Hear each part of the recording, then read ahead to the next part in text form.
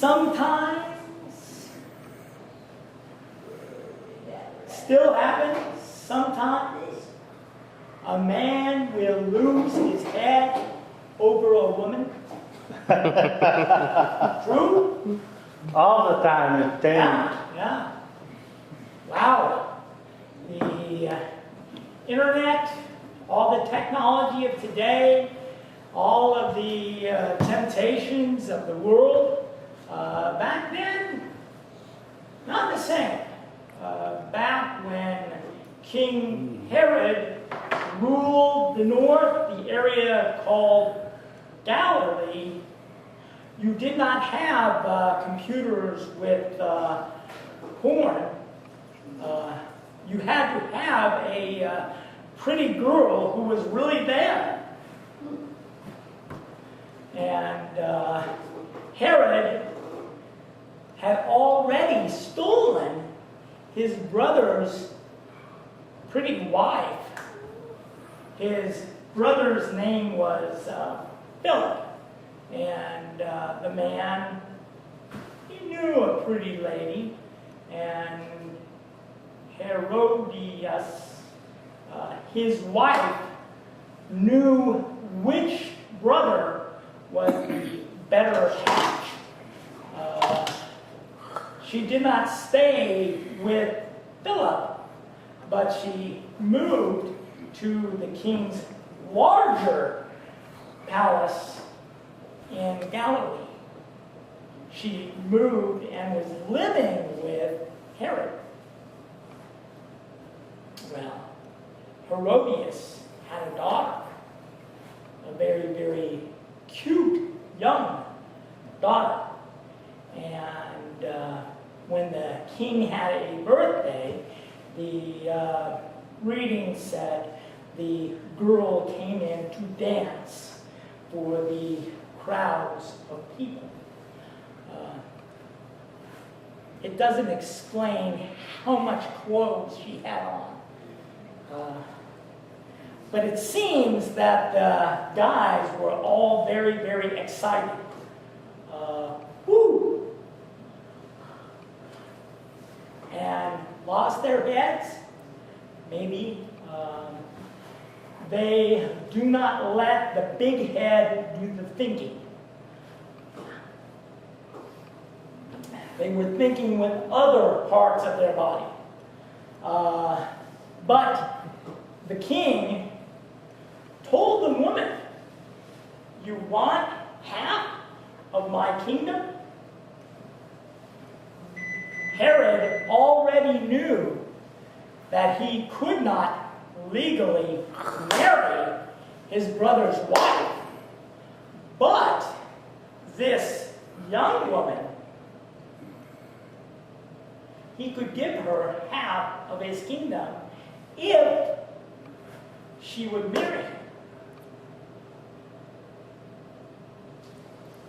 And so the king offered her up to 1/2 of my kingdom. Whatever you want. And the good girl? The girl went and asked her mother, "What do I do? What do I ask for?" And mom told her, "I hate John the Baptist." Now remember, it was not Baptist like Lutheran, Baptist, Methodist. No. He was a baptizer, and he was baptizing in the north, near Galilee, when he was telling the king, "You are breaking the law living with your brother's wife." Not very smart. Preacher should be smart. When he sees something wrong, he should shut up, right? No. Yes! Yes, if I would have shut up 10 years ago, I would have a job today. If I would have came here to the church 10 years ago, and I would have told the deaf people, "Oh, it's such a nice church. We're going to do so well. I will be your preacher. You will have the district pay for me, and you will get a free pastor again like before, and we can be a happy family. And I saw there's something wrong. And I did not shut up. I was stupid. I told them, we have to make plans. We have to plan for the mainstream children to come to this church. We have to make a plan for the institute, the ISD children to come to this church. We have to make a plan for the 30 or 40 or 50-year-old deaf people to come and love this church. And the deaf people said, we don't want you. And I said, okay. So, I don't have a job today. Yeah. If I was smart, I would shut up. Right? That's what happened 10 years ago. And I had the big billboards that showed the pictures of the families and the faces of the young deaf people who were involved in the mainstream schools. I still have contact with them through Facebook. I still talk with many of them every day. And they are deaf children who say, we are deaf, we want to go to heaven, we don't want to go to Bethlehem. The Institute, many of my old deaf friends from Des Moines, you know them, Charlie, Travis, Thomas, Yeah. many of them from Des Moines, and they're still living very close to here. And they say, I want to go to heaven. I want to know Jesus. I don't want to come to the deaf church.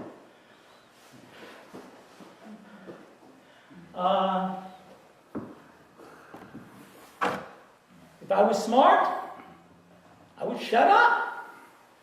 You know, why would I want to change what I see is wrong? That would be dumb of me.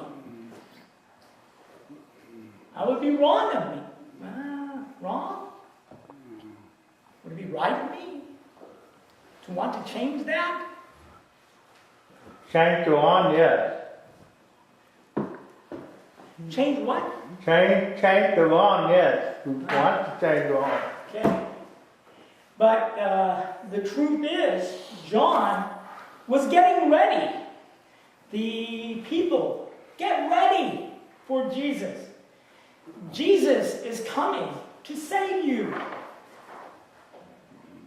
John was not himself Jesus. John could not save those people. John only could ready those people for Jesus. And then John, when he saw what he knew was wrong, he said, that's wrong. You cannot live with your brother's wife.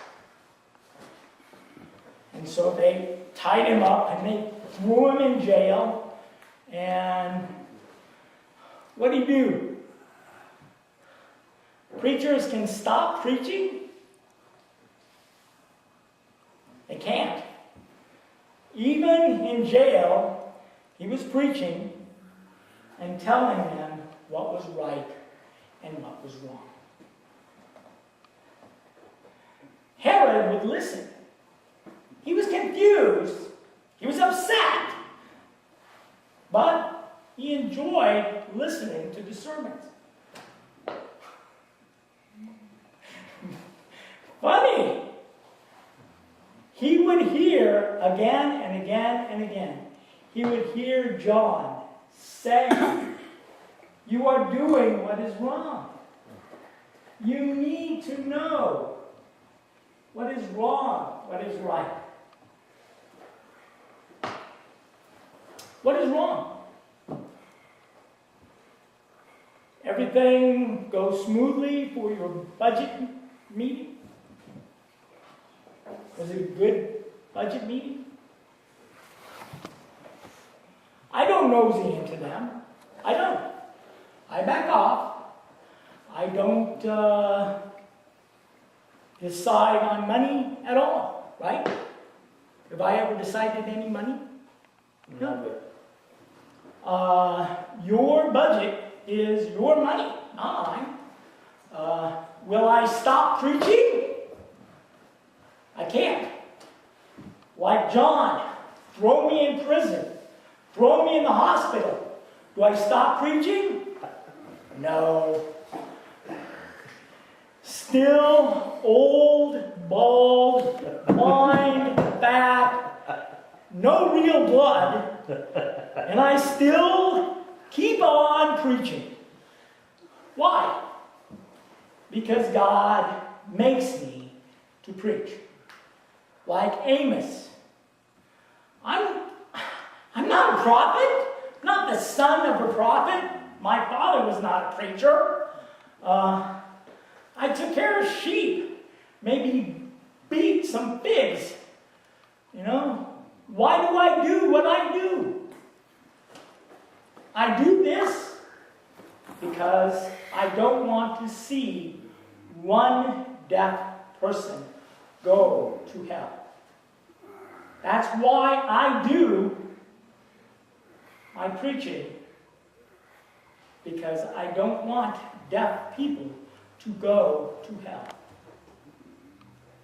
Would I want to have maybe 5,000 more people who are deaf coming?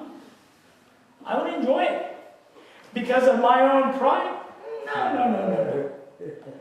Because of Jesus' glory. I mean, clearly, I am weak, but he is strong. I am John, but he can save you. Jesus was not John with his head cut off. No. Jesus is the Savior. Choice is not going to save you. Jesus, the one who loved you so much that he was crucified and died for you. That is your salvation. I still preach. Throw me in prison, I would probably still preach. But, I cannot reserve myself. I must tell the people what you need to hear. Those deaf people need you. You can become John for them. It's not me. Clearly, God is telling you very clearly that I am about finished. Bald, blind, fat, not the only problems that I have now. The truth is, you can contact your friends, your deaf world. I'm hearing. I'm blind. Deaf people don't want to come because of me. They want you to inform them about Jesus. If you want to start a home Bible study, have you ever thought of that? At the Deaf Church in Des Moines, I don't know if you remember the schedule. Yeah. But the schedule for the Deaf Church in Des Moines was it one Sunday? One Sunday and every Thursday. Well, on Sunday, I would preach in Des Moines. Then I would go and I would preach either in Mason City, Fort Dodge, Ames, Boone. I would preach all around my district in the afternoon. I would go. And then Monday night, we had a Bible study at church. It was called the Bible Bowl. And they were not bowling. They were not bowling. They were challenging each other to Bible knowledge. And they would have the lights and the buttons. And I would ask a question, and they would answer quickly. I know whose team would win. I know whose team would win. But that bowl, that game every Monday night was a lot of fun. And I would give them a chapter of the Bible to learn to read, and then we would come and we would have a game. Tuesdays was the Bible studies at the home. Jen Sorensen? Lane. Jen? Yeah. And Madeline. Yeah. Madeline, I will be honest, still when I go to a hearing church, I will still tell them stories of my Bible studies at Madeline's home. Madeline was the deepest, smartest theologian I have ever met. The woman answered so many questions that I had not even thought of before. And Madeline already knew the answers. Amazed me. But I went to her home for Bible study because she gathered together a group of people. Some of those people would never go to church. 3, 4 of those people would never come to a deaf church or a hearing church with an interpreter. They would only come to her home for Bible study. But they came every Tuesday and really enjoyed that. My vicars, Tim Eckert and Brian Smith and John Hoopman and David Nielsen, those men were always amazed because we would go to Madeline's, but we would also go over to Booger's, Marlene Kapsky. Yeah, we would go to her home for Bible study. What do you know about Marlene?